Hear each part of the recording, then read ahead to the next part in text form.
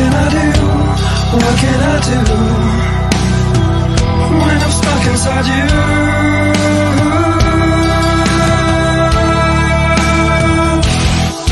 This cell of ice and fire, what blood red death, lust and desire, smell of life. What's up? What's up? What's up? Live and direct, Rick Paulton. Yeah, CJ Graham, Ryan Inman. And below, we have our first guest of the evening. We have multiple guests this evening. This is our first guest. This is Jordan Wincek from Dark Matter. How are you doing, Jordan? Good, man. Yourself? I am doing fan-freaking-tastic. Working like a dog, like I always do, but that's just life, Same. Right on, right on. Let's see, we find. My thing's making all kinds of noises. Look at that. These are actually not questions for you. I have questions for you. Where are they? There we go. I was on the right page. I thought I wasn't. All right, man. So, we'll start with like the cliche question. How did you get into horror? When I was a kid, I remember like my dad always taking me out to like local like backyard haunts. Like, I don't know. I don't really see them as much now that I'm like in the industry. Yeah. As I did when I was younger. Like people would set up these elaborate things in their backyard and be like hay rides or something. It's like that sticks out to me. And as a kid, like we would always do that, like go out to these local places that, I mean, we have them nowadays, but not like then. And you couldn't get away with what they were doing today. Right. Where did you grow up? I grew up in like Shreve, Ohio. Any idea where that is, Ryan? Middle of nowhere. Middle county. Nowhere. Right Wayne County. Same county. I know where that is. Oh, yeah. Wayne County. I heard like Tony Rizzo makes fun of Wayne County. I don't know what's going on down there. He does. Well, I hope Wayne County makes fun of him because he's easy to make fun of. No, I grew up in the South, man, and I remember all the haunted hay rides, and a lot of those were just getting in the back of some redneck's pickup truck and them driving you through like fields with like people in costumes. Yeah, that's good stuff, man. The hay rides are fun, man. They're not super scary, but sometimes you just got that nice atmosphere. I like it. Like it breaks up the haunt, because you'll go and you got the nice weather and everything feels good. There's fires around and stuff, and you're chilling. If you got your girl with you, it's kind of cool. If you got kids, they love doing that stuff too. So it's a key element to the haunt genre, I think. Speaking of which, though, when did you so you started early with the haunt game? Like, when did you actually start getting into haunts? What's the first haunt you ever attended that wasn't a backyard haunt? How about that? We'll go there. I would say it was either 7 Floors of Hell. I think it was 7 Floors of Hell. Okay. I think that was like a bunch of us went, and then I think we left, and then the following night we went to the Haunted Hoochie. So we like we started off like right off the rip, and the Hoochie always has been and always will be, at least for me, and I know even in the state of Ohio, it's a staple, man. Like the Hoochie's intense. It's raw. It's in your face, literally. I've never been, but I've heard a lot of things about it, and it might be one of the ones to go do this year. You need to check it out. We cover haunts for our friend Halloween Haunts 365, Jared. And Karen's laughing at the name of the thing, Haunted Hoochie. Yeah, I don't know how I got the name, but we cover haunts for Halloween Haunts 365, and we're gonna try to do some different ones this year. So that one's definitely on the list. Yeah. Here, Columbus too. I'm gonna try to get down there. I've been around a bit, and I've visited my fair share of hoochies. I don't remember any of them being haunted, though. They might have like multiple personality or something, Yeah, they might be a little scary. Well, yeah, their opening scene is what like has stuck with me, and I won't give it away. You'll have to check that out for yourself. But it's one of those like. When I first experienced it, I was like, this is incredible, but what in the hell just happened? And I was hooked. I was sold. I was like, okay, this place is legit. And that was like, and then they're just grabbing you and throwing you into the next room. And you're like, okay, oh, wow. we're off. So yeah, so they get physical. They get actually physical with you. Yeah, well, the year I went, you didn't even. I don't even think we signed like waivers, touch pass, or anything like that. I mean, I don't think it matters. How long ago? How long ago was that? Probably 2010, 2009, somewhere. It's like just fresh out of high school. Yeah. Right. So when I first started going to haunts, it was we were really real young. I mean, 5, 6, 7, 8, 9, 10 years old. Man. And we were going to my cousin, he had a limo service that he was just starting. He bought a limo and he started to try to do this limo service. So we would show up to these haunts in this limo, and it was awesome, you know. But Haunted Hollow was like the first one for me. I don't know if you're familiar with that. That was it was down by you're not from Cleveland, but it's not far from. It's around the corner from Nightmare Cleveland. Okay. Right around the corner. Like literally, you head a little bit west, and it was right there, or east, and it was right there. So and then some of those guys worked there when they were kids, you know. So but yeah, it was cool. You know, it was nothing like what I see now. So then, you know, I was really into haunts, and I would go to that one and some other ones, Bloodview, some different things. And then I didn't do it for like years. And then my friend Jared, he's, you know, he covers this website. And he's like, man, I need to get somebody in Ohio that can go to these haunts for me. And I was like, well, I'm here, you know. And then that's when I discovered Nightmare Cleveland and Chippewa Lake, which is like Disneyland to me, which I'm sure we'll get into a little bit. I think it's the coolest place on earth, but we got to, you know, I have to check out some more this year, but out of all the ones I've been to, that's definitely the best one I've been to. I agree. Yeah. It's just amazing. That's my favorite for sure. Yeah. The only part that sucks is I don't get to get out much and go see other haunts. Like occasionally you'll get to catch a Sunday at Nightmare, and that's about it. Right, yeah. We're open the same nights everyone else is. Absolutely.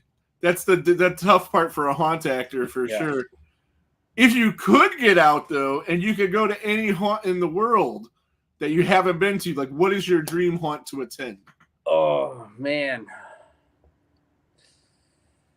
Oh, Hell's Gate is definitely one of them.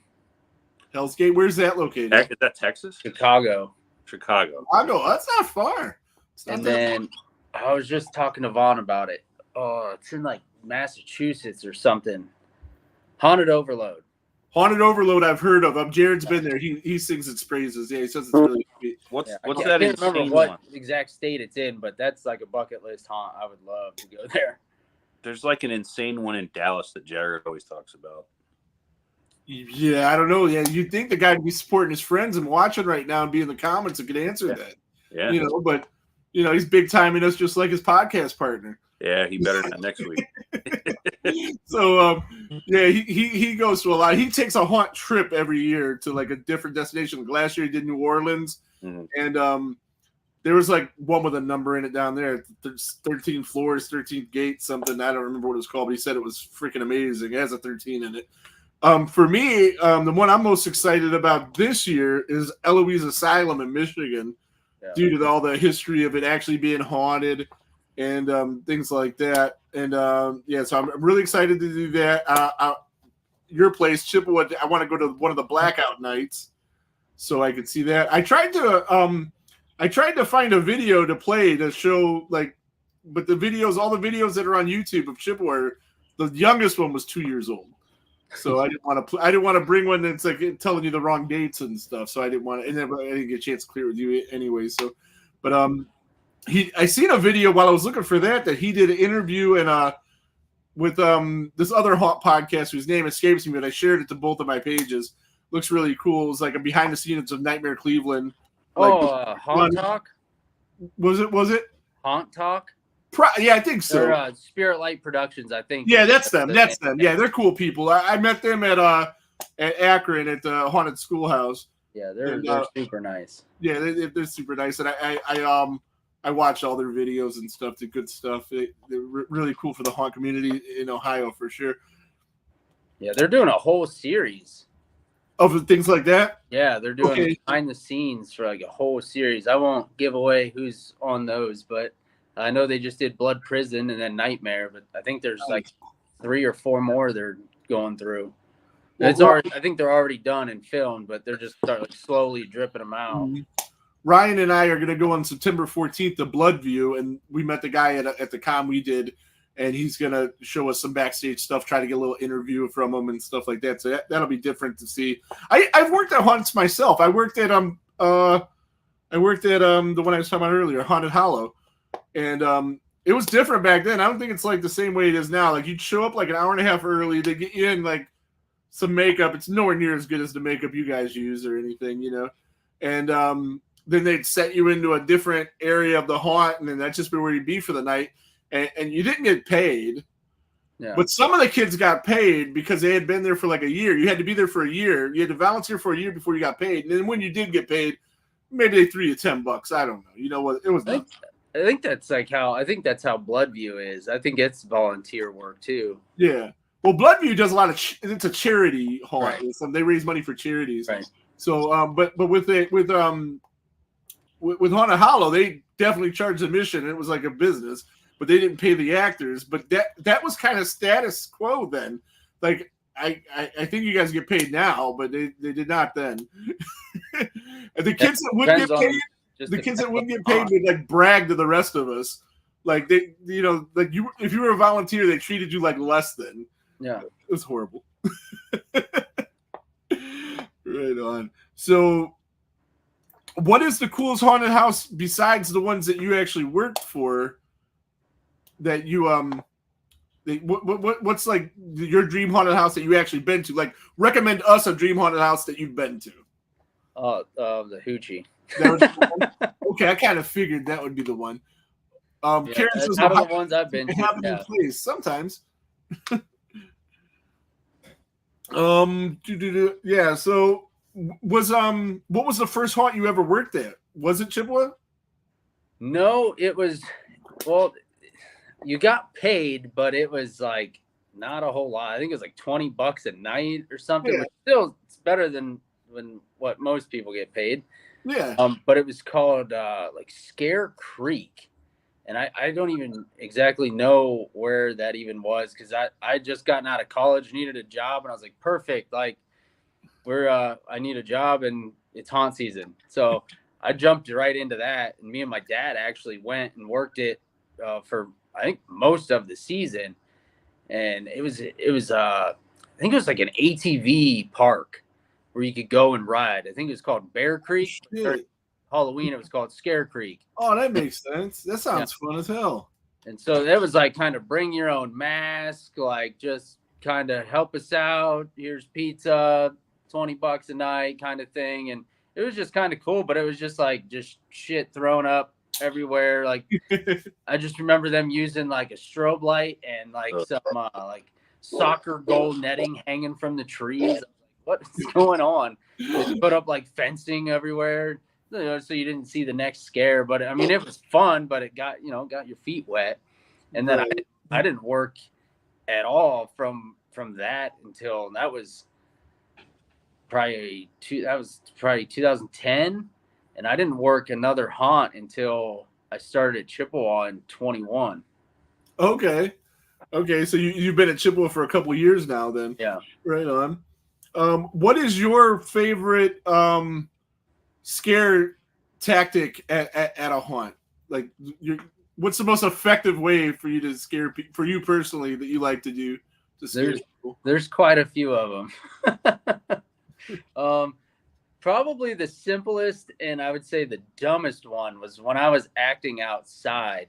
You know, you get to see a lot of people every night, and you get to see what scares them without you even doing anything. So like with me being outside in the woods alone were scaring people, but it was like everyone was waiting for something to come out of the woods, and nothing ever, nothing comes out of the woods. Right. So what I was doing is I would take like there's pea gravel all over the ground. So I would take the gravel and throw it into the trees when they'd walk out of the building. Nice. And that would scare the crap out of them, because now they're all running at me. And that was like the perfect setup, because now they just ran towards me. But that was getting so many like priceless scares just throwing the stuff in the weeds. And then Another one is balloons. Just letting balloons go in the darkness is worth its weight in gold. I can see how that works for sure. Right on. Great. Yeah. Your place is awesome. It's got that whole outside part with the plane and whatever. Like, it's real cool stuff, man. It just has this whole ominous presence. Like, I love how like the queue and the doors to the haunt are like 100 feet away from each other, so you have that time to kind of transport yourself into the slaughterhouse and into that world, and it just kind of tricks your brain into like thinking that this is kind of a real thing, that we're walking into a movie. Right. But that uneasy feeling never leaves from the time you get out of your car. Absolutely not. Yeah. I mean, even for me, I mean, I've been there 4 years. Mm. This will be my 4th season, and that feeling doesn't go away. It's like, God, this is creepy. It just feels like you're not supposed to be there. Right. No matter what time of day it is. Like, nighttime's obviously worse, but especially like at the end of the night and you're walking to your car and it's like pitch black in the parking lot, no lights, and you're just walking by yourself. Like, yeah, okay. Something jumps in the woods, and you're like, what's in the woods? But no, I mean, what Vaughn and all the guys out there have done out there is just incredible, and I'm glad to be part of it. I mean, absolutely, I'm glad to be part of it. It's definitely what Vaughn's created, and Gavin and everyone involved down there, and Joe, and dude, it's awesome. I love it. Right on. See, and it's funny, Rick mentioned something incredible, and you said the word incredible, and that's like what I want to tie this into. What was your first reaction when you heard about the plane or saw the plane, like physically in front of you? For me? Yeah. Where the hell did you get a plane? Exactly. Like, the first thing I said because they brought the plane the year I got hired in. Mm-hmm. That was the first year for the plane. I knew that was right around. I'm like, where in the hell did you guys find a plane? And they're like, oh, Facebook Marketplace. Find anything on Facebook Marketplace. Like, it was just right off the cuff, like it was nothing. I'm like, oh yeah, people just have random planes, but apparently they do. Yeah, planes are actually like a famous plane too. Yeah, we heard the story of how they acquired it on the show last year. Yeah, because we had Vaughn on and Rick both on different shows, and it was awesome. It's like, but I could imagine the first time you physically like saw that, like, and like we actually get to hunt in that, like what the fuck? Like, I bring it in pieces, right? I mean, there's no way. Yeah. I think he said he had to cut it up into like three pieces or something when they hauled that down, and they had to haul it in 3 semi-loads. Yeah. I think he said 3. I knew it was going to be there from talking to them ahead of time, and it still blew my mind. Oh yeah, for sure. Because I had no idea. I didn't even know, like, the year I signed up, like, I knew of it locally, and I seen it. I tried for like 2-3 years, I think, to get in there. I think 2 years I tried getting in, and it was like, oh, we got our haunt staff for the year. No, we're done. Like, okay, so try again next year. And then next year I missed it again. And then finally in 21 I got in, but I didn't know much about it. I've never been through it. Now I obviously know it like the back of my hand, but I still haven't been through it like full on show. Oh yeah. You need to do that one night. Take that off. See if you can do that. or just, go through it and then, then go to work afterwards, Yeah, I mean, it's different too, because like I roamed a little bit last year, and I think this year I'll get to do it a little bit more too. So, but it's different because then they're like, oh, that's, they know who I am walking through, so they don't mess with me. So it's, it's different. But yeah, I know I'd love to see it lights on. And yeah, it's really cool. What I'd like them to do is to do photo ops with some of the characters. I know he kicked that around. He was trying. I think he did it a little bit last year. The pig was down at the merch booth some nights, and Vaughn was down there as Grandpa. Yeah, he was down there some. Right on. Yeah, I took my kids there. They even loved it. My daughter, she's scared of a lot of stuff, so it actually scared her. But my son, it didn't scare him at all. He loved it. Yeah, my youngest daughter, she's 5. and she loves it. I took her out there with me one night, and then I took her out when we had the like the annual hog roast for all the actors. Oh, hell yeah. We went through a walkthrough. My oldest was like, "No, this is disturbing," and she's 11. I was like, "Oh, I've taken her to Nightmare every year." So, but now like, nope. Because I was like, I'd really like to like take a night off and take her to Chippewa or something. Yeah. No. She's like, nope, I'm out. But if somebody's coming through the haunt with kids, do you guys act different towards the kids or no? I mean, yes and yeah. I mean, there is a yes and no, but for the most part, sort of. I know I'm not trying to absolutely traumatize the child, when they're coming through. But if they're like coming through like high five, and I'm like, yeah, high five. I'll give you. Hey, that's what Ricky did to a couple of the actors. Yeah. I'll get the high five, but I try not to completely break character. But right. High five and stuff. But and that's what I go ahead, right? You guys both have kids, so that's whatever. I don't. I want to scare the fuck out of them. Right. Yeah. So I guess there is a soft spot in me. Like if I was in here with my kid, I wouldn't want you to traumatize her either. Yeah. well, I know a couple of times I told I when I go with Ricky, especially my youngest son, I'll tell him like, even though he's a kid, he's really cool with this, so you don't have to treat, because we used to do that if there were kids coming through the haunt, you'd yell to the people that were further on in the haunt. You'd say rats if they were people, but then you'd say baby rats, and they'll let you know that they're kids coming through. And I would tell them, so I didn't know if people still did that. So I was like, "Hey, man, I promise he's good. Yeah, don't worry about it." You got a whole. It's like, with like what I was saying there, like the yes and no is like you feel out the crowd. So right. Coming in and they're terrified.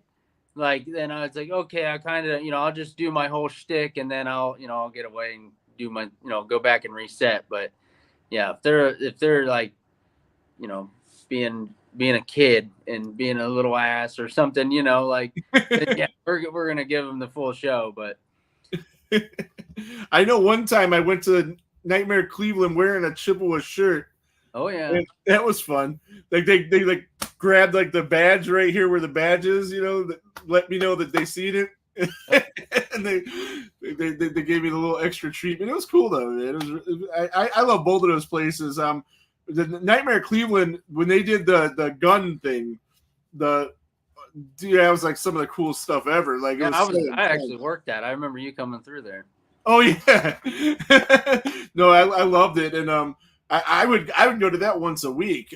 That's really what I said. They're like, "You gonna do it again?" I was like, "I would like to come through it as a patron. Like, right. I don't want to work it next time. I want to come through it. Like, that would be cool shit to do." If they could figure out a way to score it, it'd be even better. Like I think they're working on that. Yeah, if they could figure out how many guys you killed versus the amount of ammo or whatever, then it'd be even better. Like, but it's really cool, and you guys just do an amazing job with the props in that place, both places, and just it's like Hollywood level stuff, man. Oh yeah, I mean that's a lot of Brian Dembski up there, and that guy is just one creative son of a bitch. Like the stuff that goes on in his mind is beautiful. To be able to have that in your mind and then translate it to some other type of media is just amazing. Yeah, which you do a pretty good job of with Dark Matter. So we transition to that a little bit. We want to get into that for sure because that's a business you just started recently, Dark Matter, where you make props and all kinds of fun stuff, right? Yeah. Right on.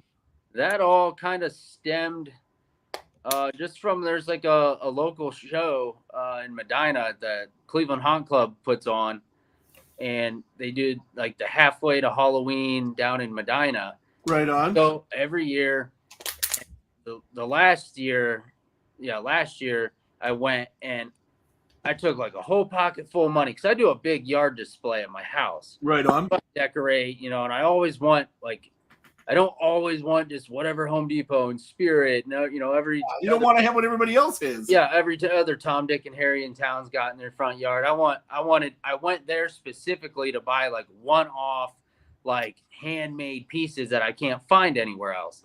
And it was all tumbler cups and like rehashed like stuff they got on clearance at Spirit or Home Depot, Lowe's, more tumblers. And it was just like, holy shit. So I was like, all right, next year I'm going to make my own stuff and I'm going to be the change I want to see. So I came out just like, well, kind of like guns blazing, like whatever I could make and whatever, I was trying to hone in on some of my processes and I went out there. I did awesome, but I took a little bit of like stuff out of my garage to get rid of it. And then a lot of my own stuff, but I've been just going hard, trying to make whatever I can. It's nonstop. It's like every other month I have a show. I have one coming up next weekend and then one in end of September. Where's the show next weekend? Summit County Fairgrounds. What's the name of the show? Oddmall Uncensored. Oh yeah, that's okay. I live 10 minutes from there. And I went to one of the Oddmall shows. That's where I bought this mask that I'll show in a minute here. And that was, I don't remember what that one was called or where it was at, but it was Oddmall something or other. Emporium of the Weird. That's what it was. So that was a really cool show. Yeah, that one scared the shit out of me though, because it was like I wasn't sure what I was getting into. Mm-hmm. And as far as like vendors, like who was like what the crowd was going to be like, how receptive they were going to be to my stuff. And I was like, oh man, then we set up and it was like, there's people selling like weed plants and CBD stuff and tumblers and knitting stuff. Oh, tumblers. Like, Jesus Christ with the tumblers. Yeah. And I was like, we turned the corner. I was like, dude, we are so far in left field. Like this could either go really bad or really good. And it was decent. I wouldn't say it was really good, but like I made my money back for the booth in a little bit, but I was nervous on that one because I was like, I don't know this crowd. I've never vended with this circuit. Like I have no idea what to expect. So they actually talked me in like, you need to do uncensored. Like your stuff would do phenomenal at uncensored. So I've been, I did the Cleveland Haunt Club show, the haunted garage sale in Avon Lake. Was it 2 weeks ago? Okay. I did awesome. That's when we had our convention, so we couldn't stop. Yeah, right. Mm-hmm. Yeah, I did awesome up there, but it like wiped me out of all kinds of stuff. So I was like, shit, now I gotta like really buckle down. I have 3 weeks till the next show, and most of the stuff I make takes 2 weeks. Oh, so wow. It's a good problem to have. It means your stuff is moving. Right. Yeah. I was like, I was gonna like try and hold some back. So I had stuff for this show and I was like, you know what? Screw it. If it's selling, it's going. I'll make more. Exactly. Yeah. If the money's coming in, it's selling. Like get it out of here. I work at a check cashing store and a lot of times we'll be running low on money and the people that work there will try to ration the money to people. And like, no, if we get rid of all of it now, we're only going to make as much money as we're going to make. If you get rid of that sale thinking you're going to get another sale later, I mean, that doesn't make any sense. Like that other sale might not ever come. This guy's here now. Let's make money now. But I digress. I learned that lesson at Archon. Yes, you did. So I got this. I'm going to put this on. You should check this out. This I picked up from Jordan at the Oddmall thing. See, it's probably easier to display on my face. Pretty sweet. I'm digging it. Fits really well. So he makes things like his prices are very, very reasonable too. This it wasn't expensive at all. It definitely was exactly what I needed and wanted because I want to do a Leatherface cosplay. And I got J3 sent me another mask with his face on it, which is pretty cool too. But this way I have more than one option depending on what I wanted to do. Because like you were saying about when you go to these places, you don't want to have all the same stuff that everyone has. Right. I didn't want the same Leatherface that everybody has. I wanted it to be different, So, So those actually like I'm actually surprised because I actually made that for my buddy Ryan. Okay. It was too small for his big ass head. But I like kind of went in and resculpted it. And it's like, well, I'm molding this and I'm just going to sell it. And that's actually, I've sold one of those at every show I've vended at so far, which I'm like, it's awesome. Like to me, it's well worth it. A giant freaking dome and it fits me very well. Yeah. So yeah, and it's adjustable, And if it hangs off a little bit, if your head's not as big, well, it's somebody's face. It's supposed to hang off a little bit, you know, Right. fit, you know, like perfect, because that would just not be cool. But yeah, so we got that, and let's see, I got that picture you sent me. I can show that. I think. Let's see, give the guys an idea. And of course, go to Dark Matter on Facebook and follow him, so you can see stuff he's doing. This is some stuff he's working on here. Some different skeletons and just all kinds of good fun stuff. And I mean, the stuff looks amazing, like especially in person. You have to see his stuff in person. Oh yeah, the pictures don't do it justice. They really don't. They really don't. Well, yeah, you got to see everything at that show, and you're just like, holy shit! Like, this is way different than the photos. Right, and it's you know, some of it's, you know, it's all reasonably priced for what you're getting. You're getting good deals, but there's also, like, if you don't have a ton of money to spend, there's some lower price stuff that everybody can get something. Right. You know, that's what a lot of my friends who vend were like, try to hit all the price points, like try to make something. I think you succeeded with for everyone. Yeah. So, you know, you could get somebody in there with you selling a $15 item that eventually, like, they're looking around and like, all right, yeah, maybe, like, this is really cool. Probably not going to find it. And then they end up buying the $300 item or something, you know, like, and that worked at that show too, which now evolved into like a relationship with this one. They're not a haunt, but they do like a social, and they're like, they come to these shows specifically just to see what I have now. It's kind of cool. Yeah, that's So cool. I have Start to a build little a following, you know? Yeah. And then there's another husband and wife. They do the same thing. They saw me at the haunted garage sale, and they're like, shit, we're broke. They walked around the corner and they walked out with a ton of stuff. And then they're actually making it a point to come next weekend just to see, because they've seen kind of what I've been making now. And they're like, yep, we're coming just to see you. Right. Do you make any of the props that are at the haunt now that you work at, or no? I'm dabbling. So okay. There's a couple things I've been working on over there, but I haven't yet like made like my thing there yet. Okay. Kind of the stuff that I'm making now, I haven't. I think that maybe next year. Right. Once the season's over, there's been some kind of talks of some stuff, but it's just been like little things and redoing some stuff that's been like falling apart. So there'll be a couple new things that I've done there for this year, but yeah, but that's like that was a huge, like, I don't know, hell yeah moment. Like, for sure. Yeah. Yes. With that haunt, it's like kind of a double-edged sword. It's so awesome. You don't want anything to change, but then things have to change to keep it fresh. And it's like, you want it to be the same, but then you want to see what crazy stuff, other stuff that you guys can come up with. Well, not even just changing stuff. I mean, there's just more you could elaborate on. Mm-hmm. Even change it, really. I mean, you could just elaborate on that set, or that whole scene. There's just more you could do to it. And like Vaughn always says, he's like, I'd love to do so much more. I just, time and money. That's it, man. This is having two haunts. I mean, the dude's definitely spent a ton of money. I bet. Yeah. Does he work at both? Does he bounce back and forth during the year? Not. I seen him both times. I was at Nightmare Cleveland for the off-season deals. Yeah, so at the off-seasons ones, yeah. So if Chippewa is open, Vaughn's at Chippewa. Yeah, okay. And that then makes sense. Gavin his son runs Nightmare. So like Brian Dembski and Gavin like run it, and Drake's up there that all run it. Mm-hmm. So get this freaking fly to keep. But usually, yeah, Vaughn. If our doors are open, Vaughn's down here with us at Chippewa. Right on. Maybe. Yeah. So hold on, Ryan. Did you have anything? When does Chippewa open for this season? The 27th of September. Okay.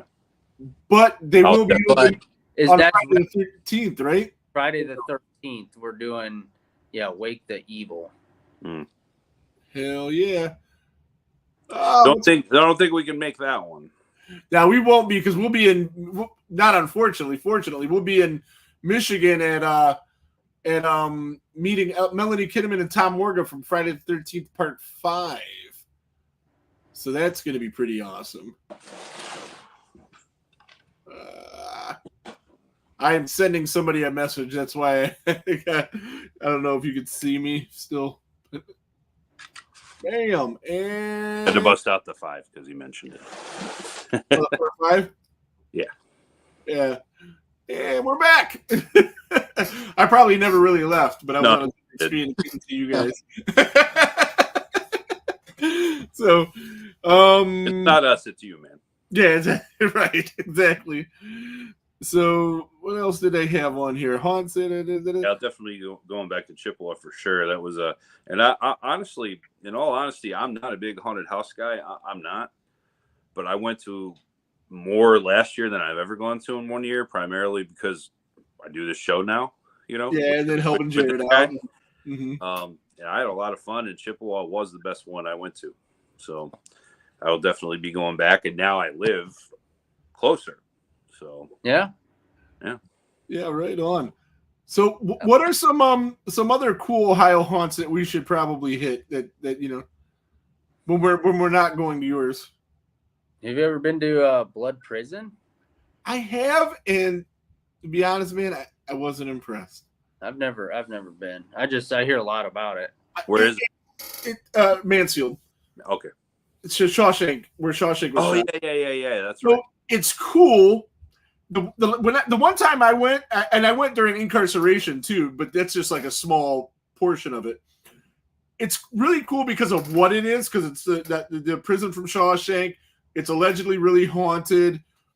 It's not bad, I don't want to say that. I just think it's not as good as some people have said it is. It's definitely worth checking out. Yeah. But when I went, they had what's that freak show that they tour at metal bands sometimes? You know what I'm talking about? Jim Rose Circus Show. Isn't it like Hell's a Poppin'? That's it. Hell's a Poppin'. And you can either go check out their show or go to the haunt first, right? We went to the haunt first rather than go check out there. And I'd seen them because they went for Mushroom Head, which, worked. It was really cool. And that's, when Mushroom Head was kind of doing the, with the when they first got the devil mask and stuff, so it all fit. But so I went to do the haunt first, and the line in the haunt took every bit of 3 hours, man. So by the time we got through the haunt, they had packed up. So I didn't get, the people I was with, I wanted to show them that. So that was disappointing. That sucks. Yeah. But it was definitely worth the money. It just wasn't as cool as, it was nowhere near as cool as Chippewa. Yeah, I like it now. In modern times, you can pre-order your shit all online with the time to show up. Times, I love the time tickets. It's great. They didn't do that. Well, yeah, that's because of COVID. Yeah, well, it's definitely, it's beautiful. It works out, because it spreads out people. For as awful as what the whole world went through when that happened, man, there are some things that are some good that came from it. Yeah.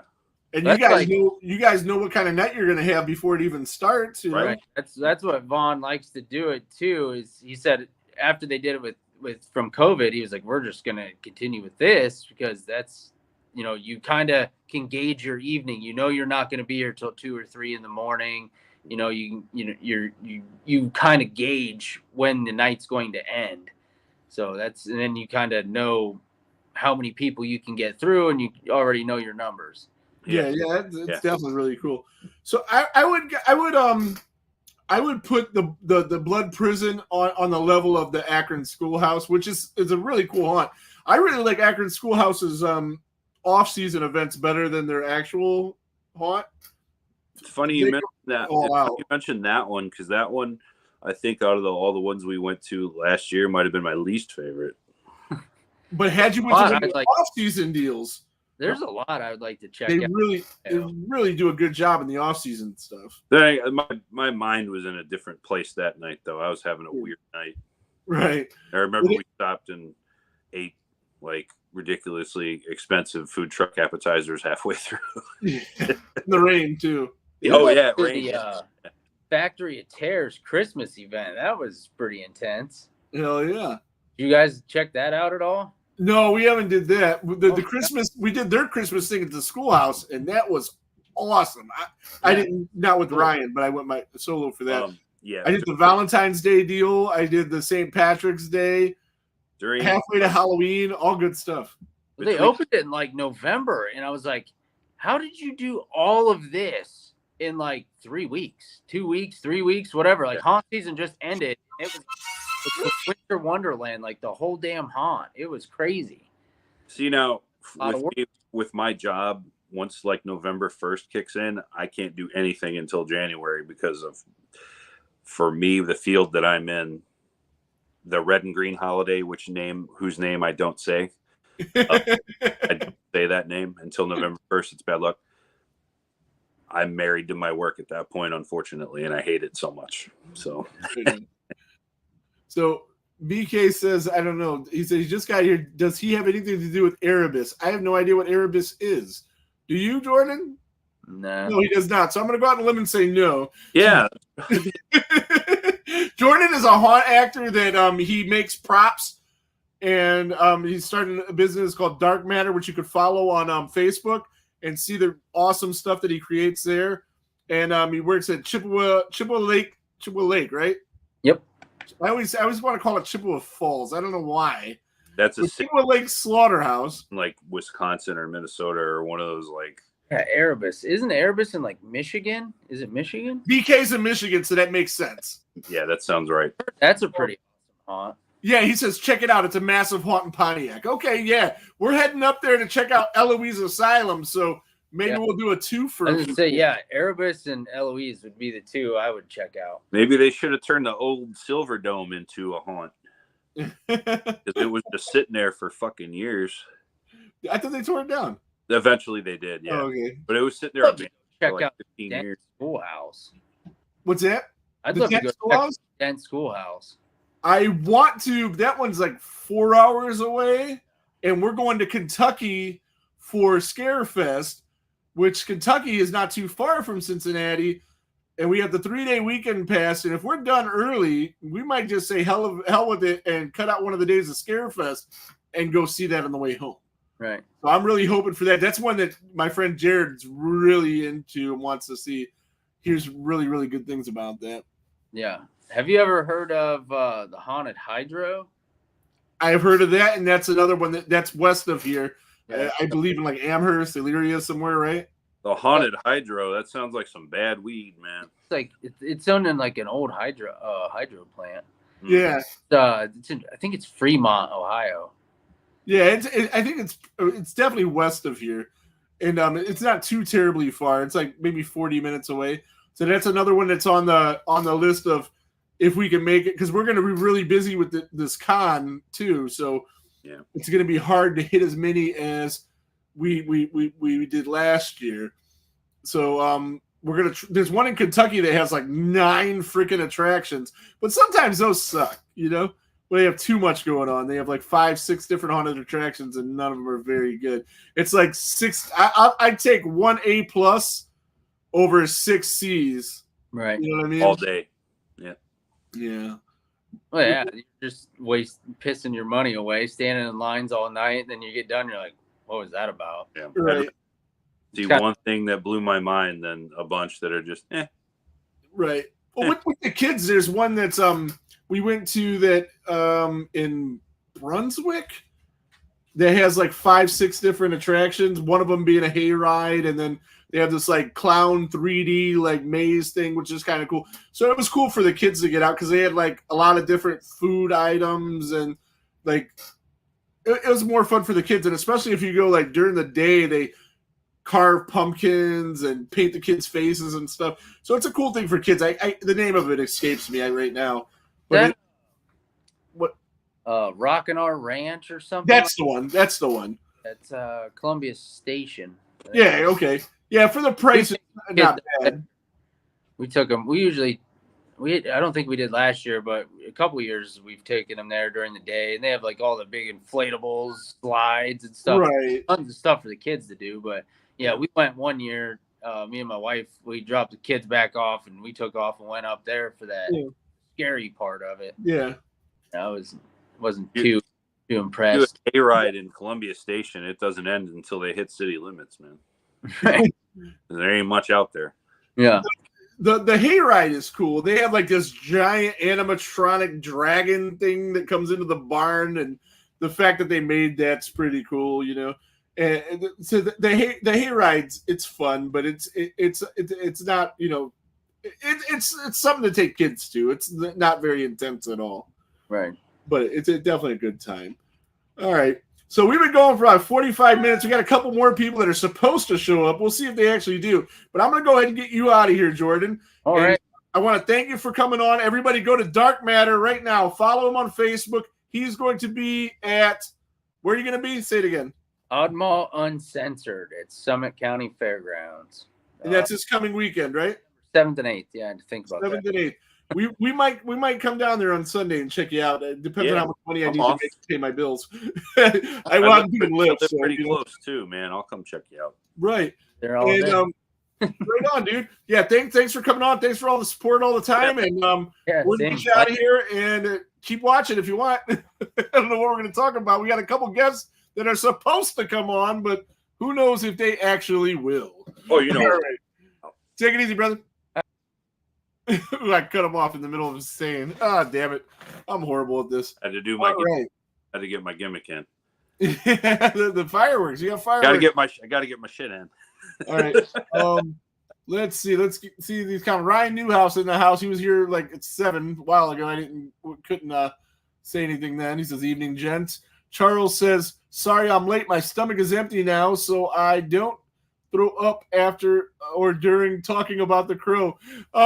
Well, I don't know if we're going to talk about The Crow. No, I haven't seen it. We'll talk about some things, but The Crow will not be one of them. That movie was so bad. Like, we go to these movies all the time. Thanks for giving us a topic, though, Charles. I was already on it. So, but we go to these movies so much, and I always will say, and especially when I go with the kids, because I want to do a video with the kids giving what they think, but then I get home and I got to go maybe to a ride for a lift, and I forget about it, and then I just never get to it, right? The Crow was so god-awful. I made a beeline to the house. On the way to the house, guys, I'm going on to talk about this fucking movie. The only reason I wish you would have seen the movie is so that you could have helped me steer this little impromptu review better, but it wouldn't be worth putting you through that hell. No, I won't do it. Yeah, because like having somebody to talk to while we're doing this works a lot easier than just because you'll forget what you already said and shit. So that's the only reason why I wish you seen the movie. But again, it would not be worth the hell that you would have had to go through for that.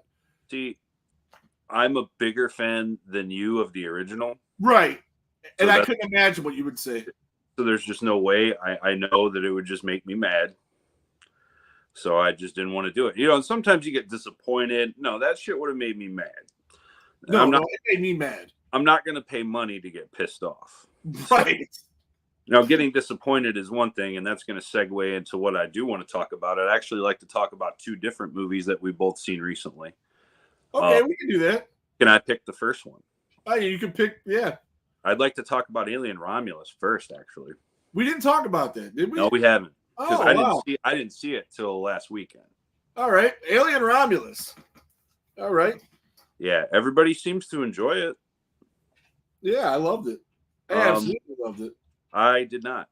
Oh, really? Mm-mm. And you're a really big fan of the second movie more so than the first movie. Oh, I love the first one, but I like the second one a little more. A little more. Okay. I thought it was a lot more. No, it's not a lot more, but I'll tell you this, though. I think I'd rather rewatch the second one more than the first because I think it's easier to just sit down and enjoy for what it is, whereas the first one's a little heavy. Yeah, okay. It's a little heavier.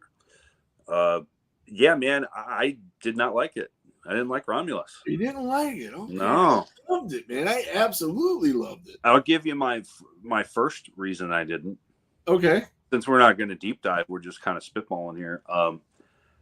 It had no first act. Like, the first act dragged, and we're introduced to all these characters, and I don't give a flying fuck about any of them.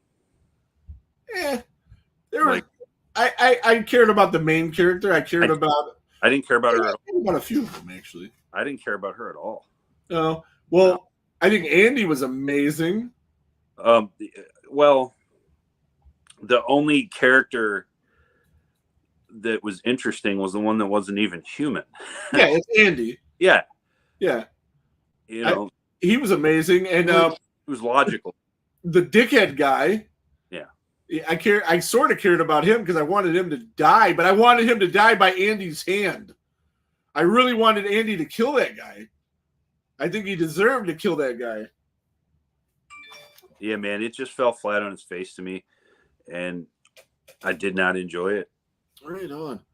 Charles says he thought Romulus was good. He's tired of everyone comparing every Alien movie to Aliens. See, I'm not comparing it at all. It's a totally different animal. I like both Alien versus Predators better than this. Ooh, both of them. Wow. All right. A lot of people hate Requiem though. I liked it. I liked I'm not a giant like Alien fan where I got all the merch and like I've seen them all a million times. I like the first movie because it's dark, it's scary, it's I love the good fucking movie. I love the first movie. And I like the second one too. Not I love as much the second one. I liked the third one. I didn't love the third one too. I seen Prometheus. I thought that was okay. Do you like Resurrection? I don't remember it. I don't know. I didn't hate it. A lot of people fucking hate it. But I like this one because I thought it went back to its roots a little bit. It was a little bit scary. It was a little bit more on the horror side than the other movies. I thought it was cool. I thought the effects were great. They were all practical effects. Yeah, it was definitely well made. But again, and I know these movies aren't made for their stories, really. I get it. But man, the first two had great stories and great characters that you just were invested. You were invested. What did you think about Rook/Ash? Rook/Ash. Remind me, who the fuck is that? Well, he was Ash in the first movie, and in this one, his name was Rook. He was. Oh yeah. That was pretty cool. I thought that was sweet the way they did that. Yeah. I mean, I kind of cut in half on. Yeah. I liked it, but then you almost don't like it because it's like showing what they can do with AI and not using actors, you know, and I don't like that. But speaking of which, I was listening to Jim Cornette, which you listen to too. But they do the little song bit, and people are just sending in AI songs now. And it's like, that's not music, that's not art. You didn't do anything. Well, but I told it the stuff to talk about. Get the fuck out of here, man. I'm sorry, but I have no respect for your media if you're using AI to make it. And truth be told, sometimes I use AI to come up with the description of the podcast because it's easier. But I mean, that's not like a movie or a song or a picture, you know. It's just ridiculous. Oh, he says the final monster was quite creepy. I thought so too. Yeah, the baby. Yeah. I heard that he was a 7'7" high school basketball player. I don't know how true that is. You know, you flip through Facebook and you see things. Hey, I have my phone. That works. Yes, it absolutely does. That might be our second guest trying to get on. Oh, I wasn't sure. Like, I liked the final monster, but I didn't at the same time. It's hard to really describe. I liked the last little bit. The last little bit of the fight was pretty cool. Like the last couple shots of the film even were pretty cool. But yeah, just overall, man, I just couldn't get into it, man. Maybe it was my mindset that night. Maybe I need to rewatch it again. I just couldn't get into it, man. So that's our second guest that's text messaging me as we speak. And if you can figure out how to get on here, we're going to have Ari Lehman on here in a little bit. So if you guys watching, do not go anywhere. Well, before that happens, in case he pops in, grade Romulus for me. Oh, I gave it a B. I liked it a lot. I gave it a D. Yeah. Well, I'm surprised you gave it a D as much as as negatively as you're speaking about it, to be honest. I didn't hate it. It just I couldn't get into it, man. Yeah. Never got going for me. I expected you to go D- and maybe even F. No, it was better than Stream. Better than Stream. Yeah, absolutely it was. I mean, so we've seen before he gets in here, we might have to cut this topic off, and we can't get too much into it anyway. So it'll work if we have to cut it off. But we've seen quite a few scary movies, and just this year, horror movies. And every time it almost seems like I got a new favorite horror movie. I got a new favorite horror movie of the year. This movie that we both seen this past week is 100% the best horror film of the year. I'm so glad. 100% the best film of the year. I'm so glad. What? I'm so glad you went, man. Oh, okay. Yeah, absolutely. Me too. And it's one of the best movies, period, I've ever seen. And there's no way anything that's going to come out the rest of the year is going to top it. There's absolutely no way. And I can't tell you guys anything really about it, except that you need to see it. Do not look up any trailers to it. Nope, don't. Don't even look up the freaking cast. Just go in as raw as you can be. Yep. And the movie is Strange Darling, right? Yes. I keep fucking up the name of it. But Strange Darling. And I really wasn't sure if I'd like it, and I'll tell you why. So our friend from Death Care Society, Red Crank, posted, I'm in the theater seeing this movie, and it looks like this super artsy fucking movie that sometimes I can dig, but they got to be perfect for me to like them. And I'm like, I don't know if I'm going to do this, but then you did it. And you're like, oh, no, this is, you should really see it.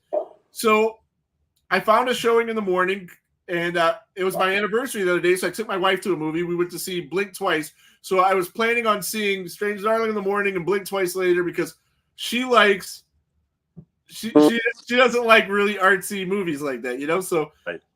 I figured if I take her to see that, it's just going to suck. So, and I needed to see Blink Twice anyway, and Channing Tatum, girls like that. So that was, what her. But so we watched Strange Darling, and at the end of it, everybody that was in there stood up and started talking to each other like, oh my fucking God, this is the greatest thing I've ever seen. I didn't expect that. What was this? Blah, blah, blah. And I told the one girl, I said, you know what? I'm thinking about, just eating the tickets I bought for Blink Twice and taking her to see this anyway so I can see it again. But yeah, definitely want to do this. Charles says something else here. What's he saying? I want you guys to be on one of my October shows. Yeah, we could definitely do that, dude. Hit me up in the messenger, and we will definitely talk and get that done for sure. So let's see if Ari has messaged me back yet. He said it's working. So if it's did you click the link? Are you on StreamYard? He might be at that beginning part where what's his name was stuck. Yeah. You got to hit enter studio. Enter riveting television. Yeah. While he's saying that. Yeah. Yeah. Don't look up any trailers. Don't look it up on IMDb. Just fucking go. Trust me on this. Strange Darling.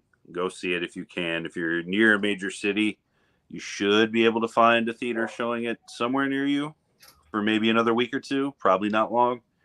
I would get to it sooner than later. I mean, it's got to be getting amazing reviews. I haven't looked at anything, but I did. If that's the case, it'll start to get expanded screenings and stuff. So hopefully, you got to see it. You just have to see it. It was a definite breath of fresh air too. It was different than different seen in a long time. The most well-paced movie I've seen maybe ever. Yeah, this keeps you interested the whole time with the style that they used for that. The order in which they chose to show you certain things was perfect. It worked. And we can't even get into a small dive of this without. It would just ruin it. Yeah. But this movie, it's absolutely an A. Absolutely. Yes. Yeah, it's absolutely an A, and I encourage everyone to see it. Aspect of a movie, the acting, the cast, the direction, it's shot on 35 millimeter. Did that do anything for you? Is that pretty cool for you? Man, and the cinematographer of this film is the famous actor Giovanni Ribisi. I don't know who he is. Yeah, you do. He's been in a million things. Ari has popped in, and he is there. So we're going to bring him on right now. What's going on, brother? It's me, Ari Lehman, the first Jason Voorhees from Friday the 13th, right here on the whole enchilada.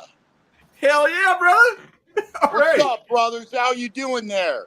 I'm like outside My band is here. We're in Oneonta, New York. In fact, they're over there just getting a little Thai food on, you know. Yeah. And yeah, and I'm out here, you know, checking you guys out. What are your names again, brothers? Rick, and it's Ryan. Ryan over there in the upper corner. Rick and Ryan, what's up? Well, how's it going, man? Yeah, we met you for the first time at that brewery in Warren. Was it Warren or just another brewery? Just another fucking brewery. It was the first concert back from COVID. That's right. That was a great show. Yeah, it was a great show. Yeah, we love playing there. That's a great place. Was that when we played there recently? No, this was the first concert back from COVID for anybody. First, yeah, right on, man. That's 2020, man. Well, I love that. You know, I'm gonna try to get away from traffic here. You know, we're really fortunate in the sense that we get to play in so many cool locations and places like that. That place is a very, very we just played there again not too long ago, you know, and it's a very self-propelled, motivated, you know, they make all their own beer and they do these great little events.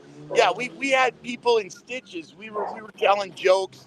It was like doing you know, it's like you're at a brewery or a winery kind of vibe, and you know, we're out there rocking out playing horror punk, which is kind of fun.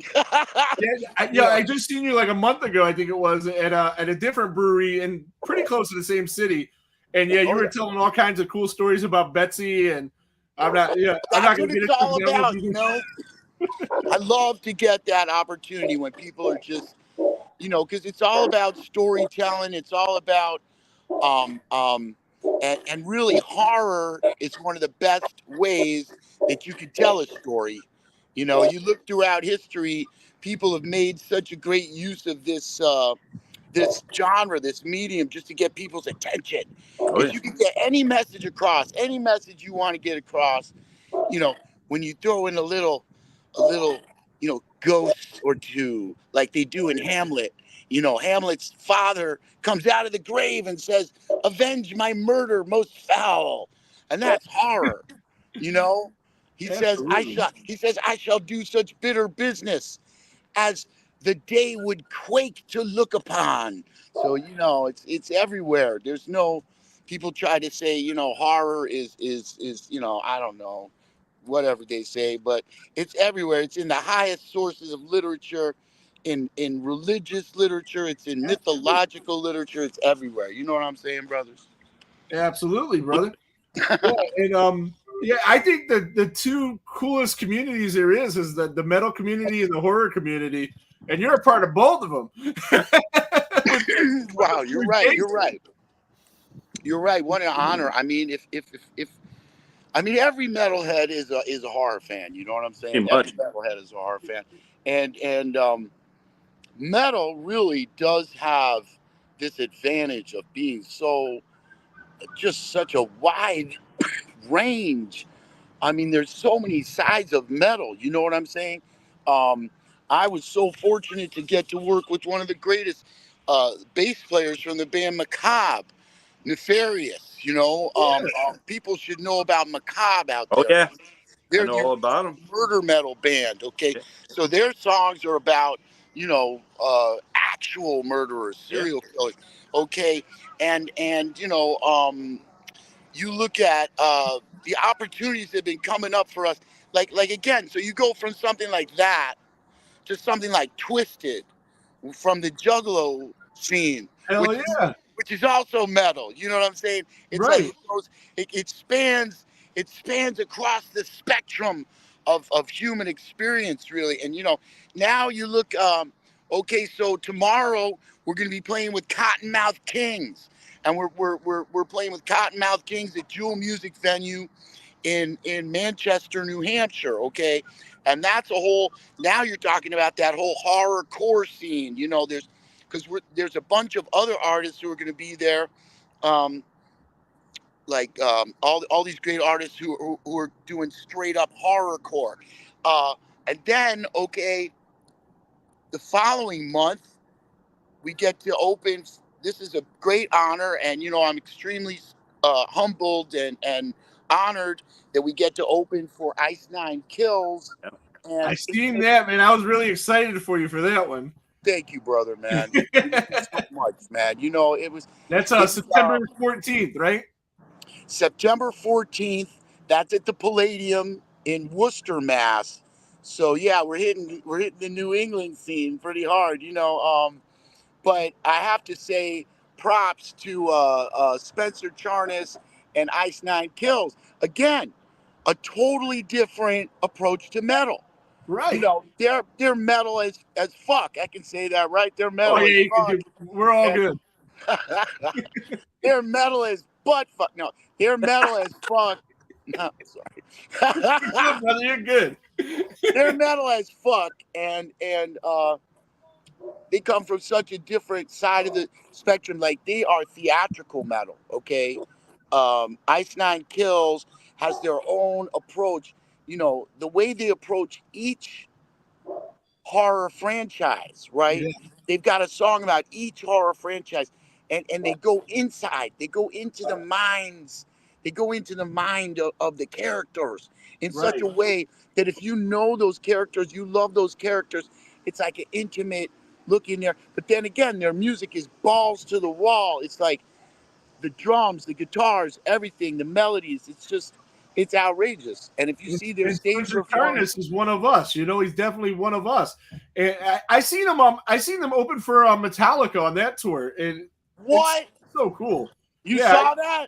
Yeah, and they got he comes out and he has like the different killers come out and kill people during the set. It's really good. No, you're right. Oh, I found this cool mural, man. No, he does so much amazing stage effects. And what will blow your mind is how they do it. It's theatrical. They got those actors and they do the silhouettes up against the screens. And it's amazing how they can just seamlessly go from one famous horror movie to another, just boom, boom, boom. It's incredible, and everybody's singing the lyrics. So a few years back, Spencer was so kind as to ask me to sing on the acoustic version of the song, Thank God It's Friday.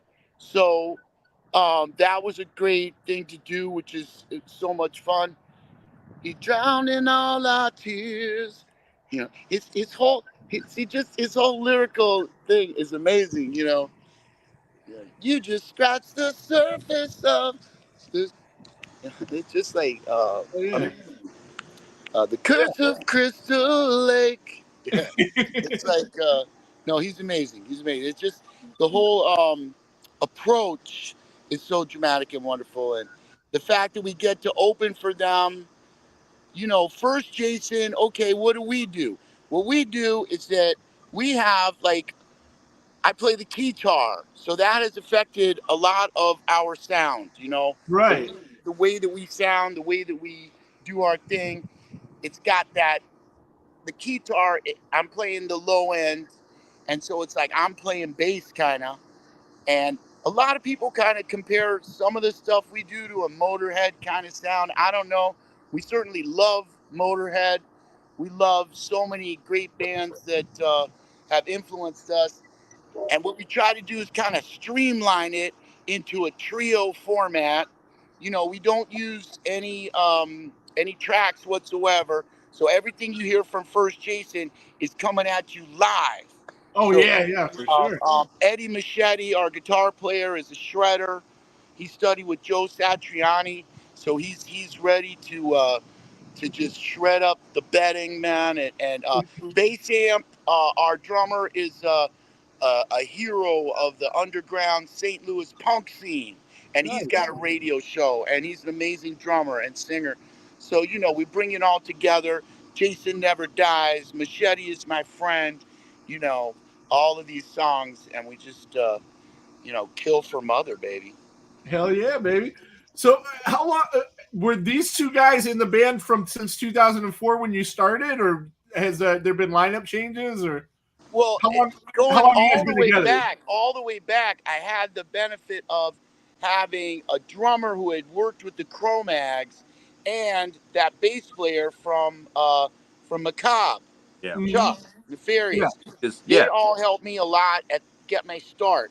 But it wasn't like they were going to be able to tour with me. So ultimately, oh, thank you. Ultimately, I found my touring band. In Chicago, where I live, Chicago and St. Louis.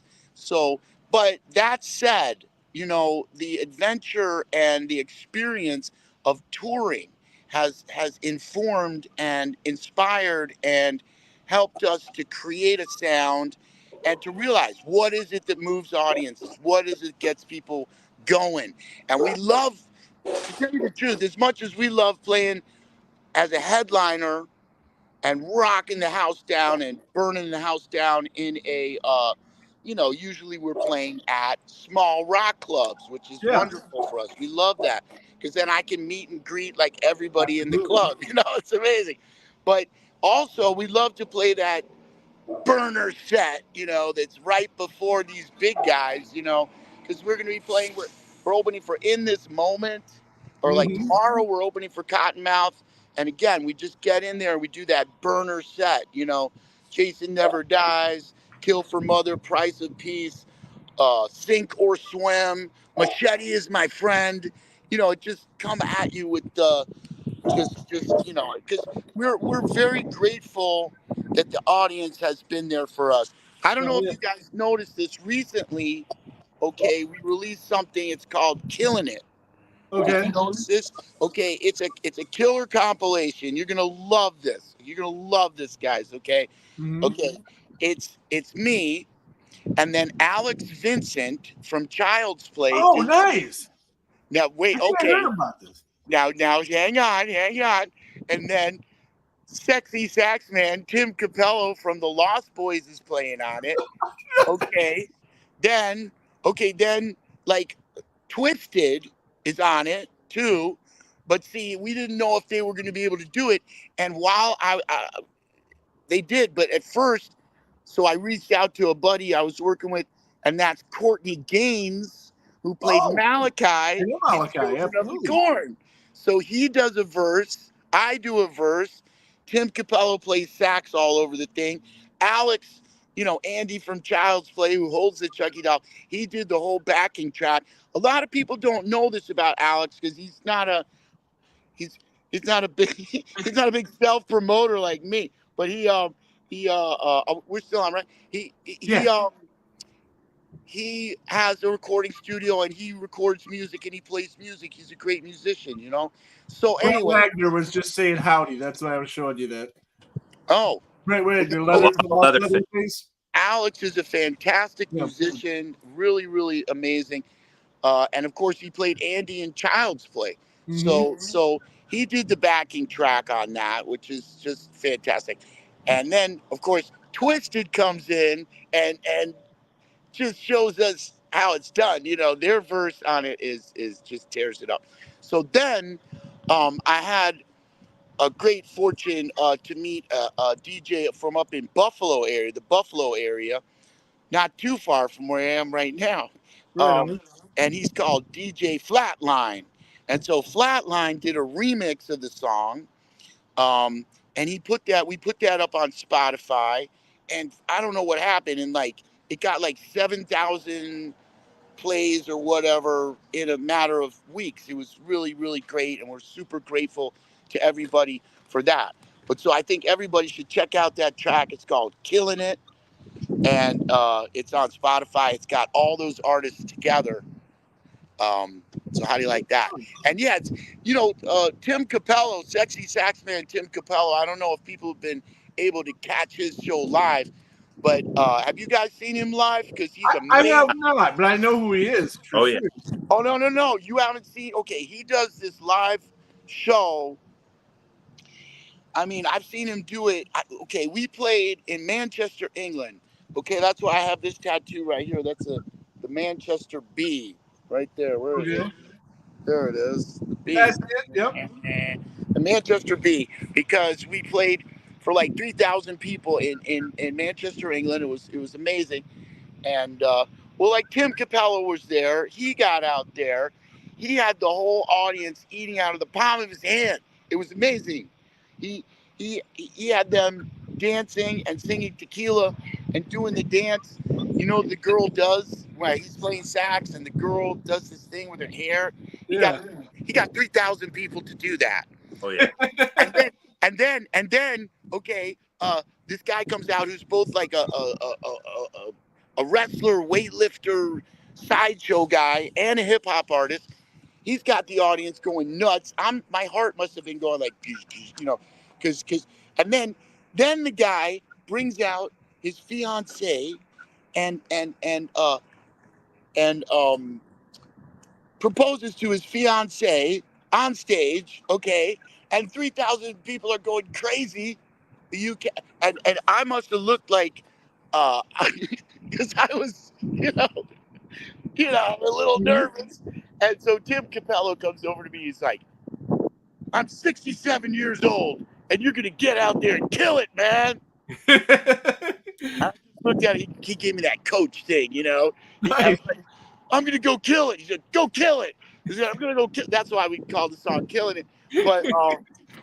But yeah, he's just amazing. That guy. He's like doing push-ups. He's like all oiled up. That guy's. You got to see his show. His show is a thrill, and it's a one-man show. It's amazing.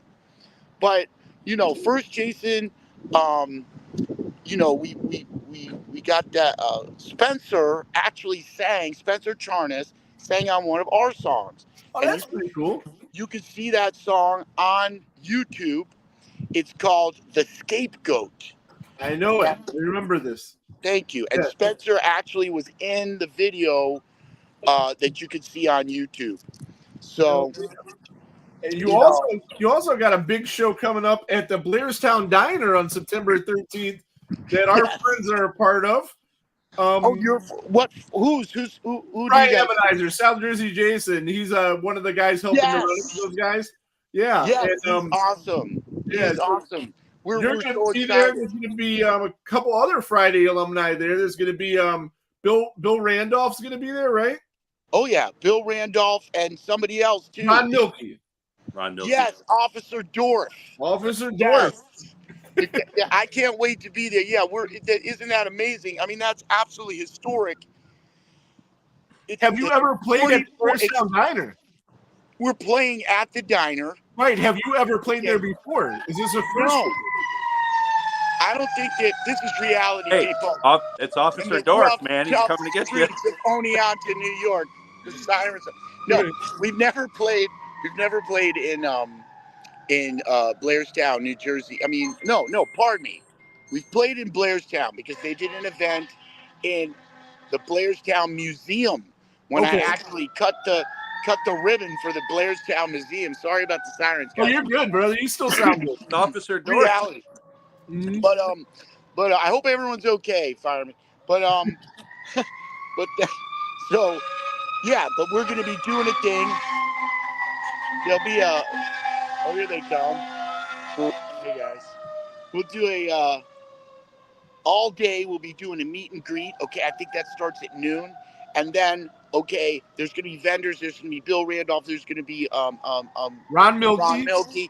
There's gonna be all kinds of great stuff going on because you're at the actual location where they filmed Friday the 13th. So any Friday the 13th fan should be there. Mm-hmm. And then first Jason's gonna play, but before that, we're gonna do a hot sauce tasting at the diner. How do you like that? We're doing that's amazing. Yeah, you're gonna be there. Our friend Bobby Heckman, who directed Victim No More, is going to be there.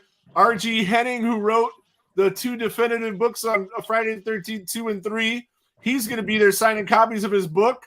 And it's the kickoff for Victim No More 2's campaign. Right. Artie's going to be rocking that motherfucker. And Victim No More. Tell me a little about Victim No More. Oh, Victim No More. It's a fan film. Bobby Heckman directed. It's available on YouTube. You can watch it. We did a watch along with it. It's a Friday the 13th fan film. It's really good too. It's one of the better ones. I like it. It's definitely one of the better ones. That's awesome, man. Yeah, he got a couple alumni to come back to do it too. He got let's see who's in it. Trish was Kimberly Beck. Kimberly Beck. Amy Okay, Steele. sure, yeah. Amy Steele also loaned her voice. Amy still did Amy a still did a voiceover. voiceover. Wow, yeah, she's a wonderful and remarkable person. Oh yeah, Right. Amy Steele, she's a great person. Yeah, so Bobby will be there. He's working on Victim No More 2 now, and it's called Loose Ends, and that's where he starts his campaign for that. And then in South Jersey, Jason, Brian Ebenezer, he's going to be obviously in Jason cosplay. Crazy Ralph's going to be running around, not the real Crazy Ralph, but it's hard I'm pretty sure Sackhead Josh is going to be there too. We're going to have we'll have a sparring between South Jersey Jason and Sackhead Josh. It'll be amazing, man. You know, South Jersey Jason. I love those independent films. I love those fan films. I think it's amazing all the creativity and fun that people have. It's really very touching. I love that. I was just on the set of Clown Motel 3. I was about to ask you about that. That was up in the desert of Nevada. Oh my God, it was 110 degrees. It was sand blowing everywhere. It was incredible. But we managed to get all the scenes for me done, and because there was a brief time window, and there was just a great spirit of camaraderie, and they were working together to make the most of what they had, which is what the same thing that I witnessed on Friday the 13th with Tom Savini and Sean Cunningham coming up with ideas on the spot and making things happen, and literally making horror history out of whatever they could find at that summer camp in 1979. Hell yeah. And your scene at the end was that it's arguably the most iconic scene in the history of the franchise. It is. I mean, it really is. Well, thank you. I mean, I like that. I mean, maybe we could also say sleeping bag and a lot of other scenes. Well, those are cool. Those are cool kills, but it's just not as iconic of a scene. Like you're jumping out of the water, and it's just like it's what you think of when you think of Friday the 13th. If not for that scene, there is no franchise. There is no franchise. Absolutely not. There is not. In fact, guys, I don't know if you know this, but initially that scene was not in the first version that we submitted to Paramount Pictures. Mm-hmm. And Paramount had passed on Friday the 13th. And they went in there inspired by Carrie. Yep. And Tom Savini came up with the idea that they bring back little Jason.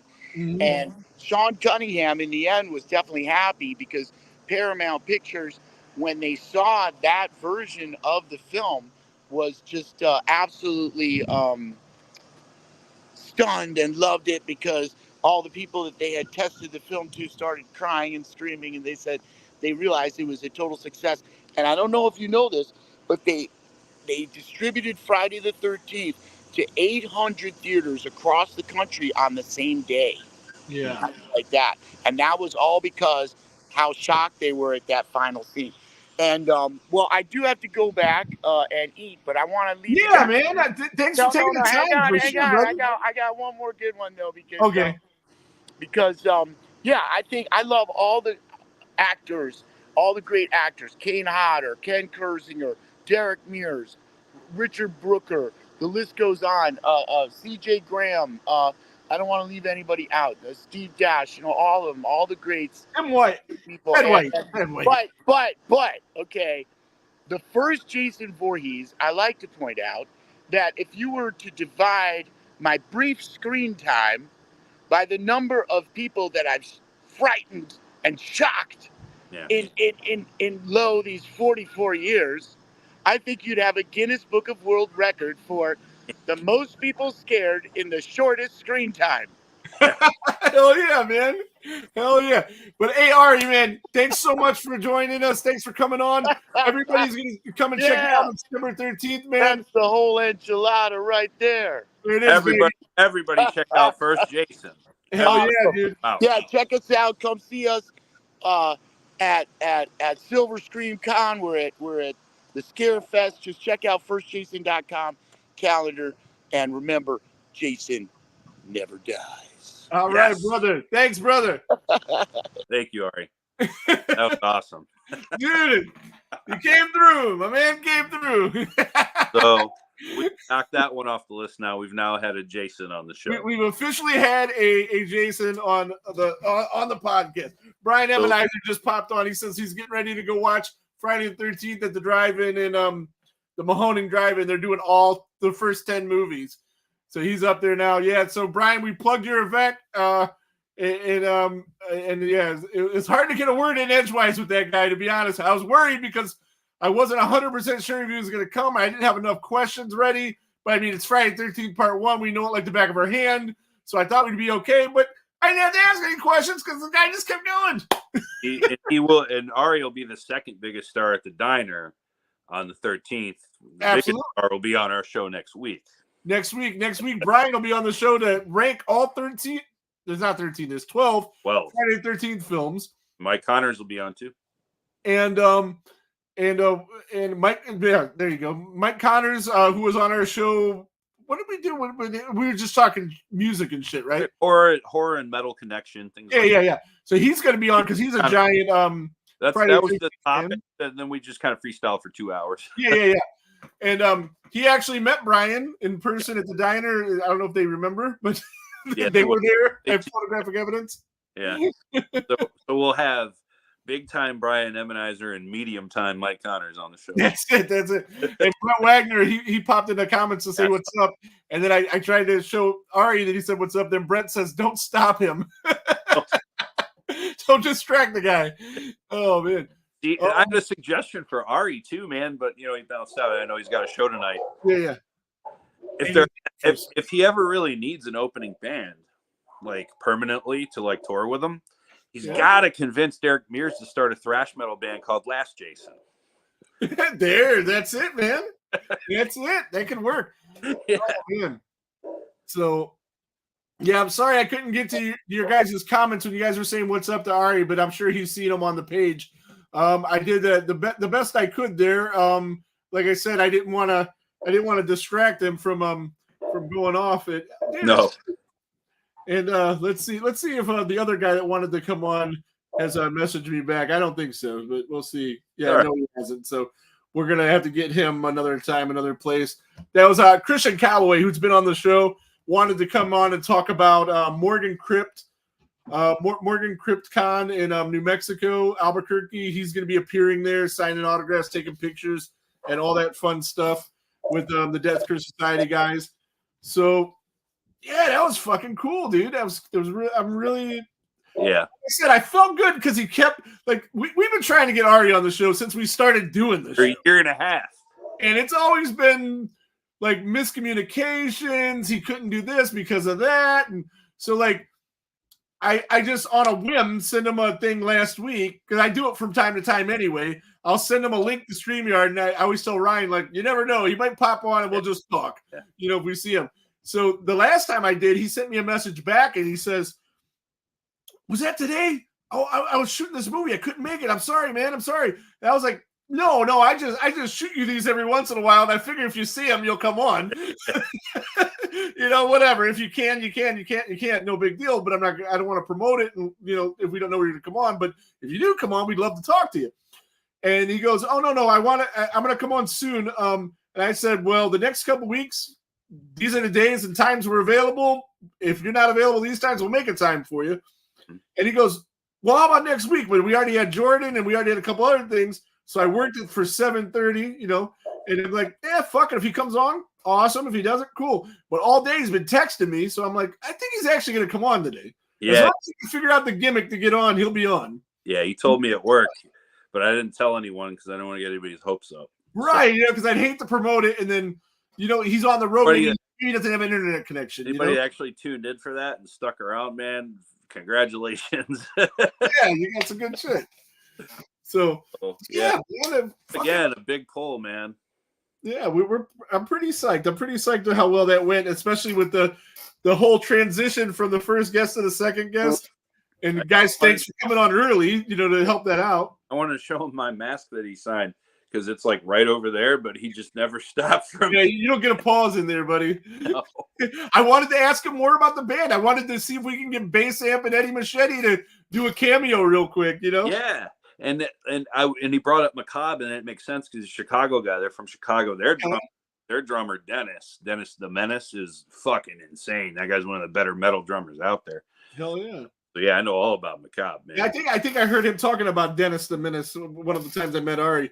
Ari's actually he lives in Chicago. Yeah, total machine, man. Dennis the Menace. Yeah, he's a Brooklyn guy. You could have talked to him about pizza, but we didn't get a chance. Yeah, well, he's from Chicago. You don't know nothing. Oh, he's from Brooklyn. Oh, I know, but he lives in Chicago. He'll tell you New York pizza is better than, because that's right. He's from there. Yeah, he's from Brooklyn. He just lives in Chicago. He's been in Chicago a long time. Yeah, he has for quite a bit. But he's from Brooklyn. He's got to know something about pizza. That's true.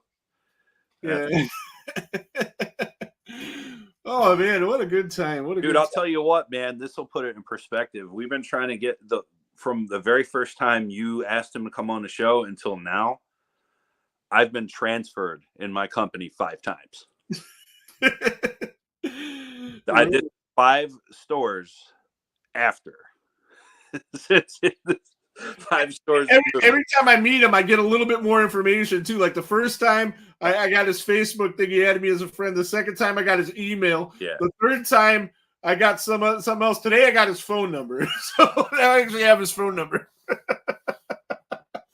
So. Man, that was a good time. He's an awesome guy, man. He's one of the him and Kane are the 2 best ambassadors, period, for this franchise. They both do so much for this, and we're honored to have them. And that'll be up on the iTunes probably tomorrow. I'm gonna tell you, man, I'm nervous now that he's been on. I think I might get fucking transferred again. All right. So we're going to talk to those of you that are still here about some things we got coming up. We have next week, as we mentioned, we have big time Brian Emmenizer, as it scrolls on the bottom of the thing, joins us to rank all 12 Friday the 13th films with Mike Connors. And if you caught that Mike Connors show, Mike is a freaking riot, and I'm sure it's going to be no different. It's going to be awesome. He's a former bandmate of Ryan's, and they're just great guys, great friends, and he's a great guy. Then we're going to the following week. We're going to talk to Zigzag and Jamie from Death Care Society, Jamie from the Bloody Essentials, which Ryan's wearing right now. See, we're both supporting our guests. Hell yeah. So Bloody Essentials Podcast, follow them on Facebook, YouTube, iTunes, wherever you get podcasts. And they're going to come on to talk about my newfound love of Lucio Fulci. So that should be fun. All these Fulci films, most of them are available free on Tubi. Ding. Someday we'll get paid for that. Yeah, they're all available free on Tubi. I'm sure Jamie's also a big fan of Dario Argento, so that's going to come up, I'm sure. So if you know, some of those are on there. Her favorite movie of all time is Suspiria, so I know that's definitely going to come up. God, that show is going to be insufferable. It is? You're not a fan of this type of movies? That's not what I said. Oh, okay. All right, I get what you're saying. And you're definitely right, but that's okay. But so yeah, that'll be fun, and that'll be the day after JP Cross, Ryan, who was in the Ryan Newhouse, who was in the comments earlier, myself and Zigzag go and see Zombie on the big screen in a club with the composer for the soundtrack playing the soundtrack, which I've never done that. Have you ever done that? Like a live movie? No, I don't think so. I mean, any movie. Have you ever done that? I've dropped acid and listened to Dark Side of the Moon while watching Wizard of Oz. Does that count? I've done that too, and that is fucking amazing. I also did you do it when they did it at the Agora? No. Oh, I did. I did it on my own. No, yeah, I did too. But at the Agora, then they had lasers and shit going on too. Yeah. I mean, maybe they had lasers. I don't know. I was on a fucking 10 strip, dude. I don't know. Yeah, that was 25 fucking years ago, man. I think like lasers were advertised. But no, I've never. They've done this a couple times where they had like an orchestra playing like the Jaws score. A lot of times they do it with Star Wars, and things like that. I've never went to one, so I'm not sure how this goes. But I'll give you a full report on the 12th, the day after. Yeah. The day after that, we have the busiest horror week in history that week. Mm-hmm. Back up to Tuesday, the 11th, we are going to go see not Tim White, as I said during the fucking podcast. Do not take my horror card, all right? I fucked up. I misspoke. We're going to go see Ted White's performance of Jason at Cinemark. I don't know if I told you I got your ticket, but I got you a ticket. Me, you, and Ricky are going to go see Friday the 13th Part 4, which is going to be playing at Cinemark theaters near you. If you're listening to this on iTunes, it's probably already happened. But so we're going to do that on Tuesday. Wednesday's the zombie deal. Thursday's our show here talking about Lucio Fulci. Friday the 13th, all kinds of awesome stuff happening. But the most awesome of all those things, we'll be going to get Freddy's Pizza in Detroit. And then coming back down towards Ohio, going to Monroe, Michigan, hanging out with Melanie Kidman and Tom Morga, getting my album signed by those two. And then the 14th, we are going to be, absolutely. We are going to be guests at Bloodview Haunted House. They are opening on the 14th. Come and see us there. Hang out with us. Check out the haunt. Me and Ryan will be getting backstage access, though, and getting an interview with the owners, and it should be really fun. Backtrack to the 13th again. If you can't make Monroe, Michigan, Jordan Wincek, who was on earlier, he's going to be performing at Chippewa Lake Slaughterhouse. Chippewa Lake Slaughterhouse, their special event they're running. If you can't make it down to Medina, then you go over to their other haunt in Cleveland, Nightmare Cleveland, because they're running on the 13th and 14th. Then on the 15th, we're not even done. There's so much shit. On the 15th, we are going to go hang out with friend of show, not necessarily friend of Ryan, Adam Marcus, Jason Goes to Hell director, Secret Santa director, the writer of the new Texas Chainsaw movie. Not new now, it's newer. And the 2013 film. And that will be at Ohio Comic Con, and just awesomeness all week.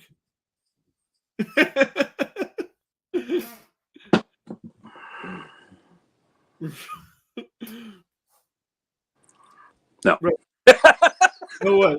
No. You said you were going. You're not going? Oh no, I'm going. I'm not using it. I'm bluffing. Oh, okay. Right on. Because nothing you said was untrue. Yeah, no. It's all legit, all happening. Busiest horror week in history. It's gonna be a fucking blast, and I'm gonna just love life. Yeah. And then we got to go to fucking work on Monday. Oh, I got to go to work most of these days that I'm talking about. I'm off Friday, Saturday, and Sunday. Oh yeah, I'm off Friday, Saturday, and Sunday. Yeah, so I got that going for me, which is nice. Yeah, thanks, Bill Murray. I invited Adam out to the haunt with us. I don't know if he's going to take us up on that offer or not. That would be good. And I am considering offering to meet him for brunch on Sunday, depending on how much money I spend at the con. So, I'd actually be into that too, man. Oh no, yeah, no, dude. Again, you know him from videos and things. No, seriously, he's a great guy. Seems like whether or not you like his movies, fucking guy in the world, you know. Yeah, he's very awesome. Oh yeah, I've never said otherwise. Yeah, no, you have not. No, but I think we're gonna wrap this up. Hour and 39 minutes. What time is it? What time even is it? 8:09 p.m. It's about the time we normally get out of here. So starting a half hour early was a great idea. So I don't need to go to work, so that's awesome. I'm gonna go throw on a Fulci flick, and yeah, that's all I got. You got anything you want to add? Is my mouse upside down? It is. I'm dead ass tired. I'm gonna eat a little food and go right to bed and right back to fucking work. So thanks for everybody for showing up tonight. That was really sweet. Already popping in. You never know what's gonna happen on this show. Never know. Never know. You never know when we're gonna come on. We might come on again before next Thursday, but in case we don't, that's the big one, man. We've been waiting to rank our favorite franchise, and it's going to happen. We got 2 great guests. It's going to be fun. I'm going to do like the pen and paper deal and keep like the algorithms. Yeah, so we're going to get the definitive ranking. Yeah, we're going to aggregate score. That's the word I was looking for. That's it, baby. Yeah. So we're gonna have the definitive ranking of the Friday the 13th films. Yep, from 3 experts and me. So whatever, dude. Till next week. Thanks for coming by. We love you all. And there goes the neighborhood. Oh shit! There goes the neighborhood. Oh shit!